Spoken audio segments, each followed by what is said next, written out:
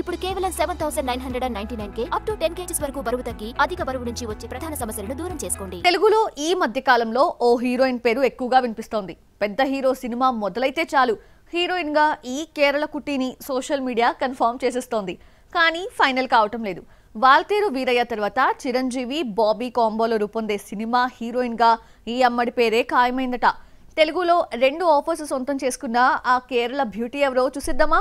Mollywood beauty Malavika Mohanan Telugu తెరపై కనిపించకపోయినా social మీడియాలో glamour ఫోజులు ఇచ్చి యూత్ లో గుబులు రేపింది. బాలీవుడ్ లో దిశా పటాని తరహాలో కేవలం హాట్ ఫోటోషూట్స్ తోనే సోషల్ మీడియాలో ఫాలోయింగ్ సంపాదించేసింది మాళవిక మాస్టర్ మూవీలో విజయ్ తో నటించి కాస్త గుర్తింపు తెచ్చుకుంది.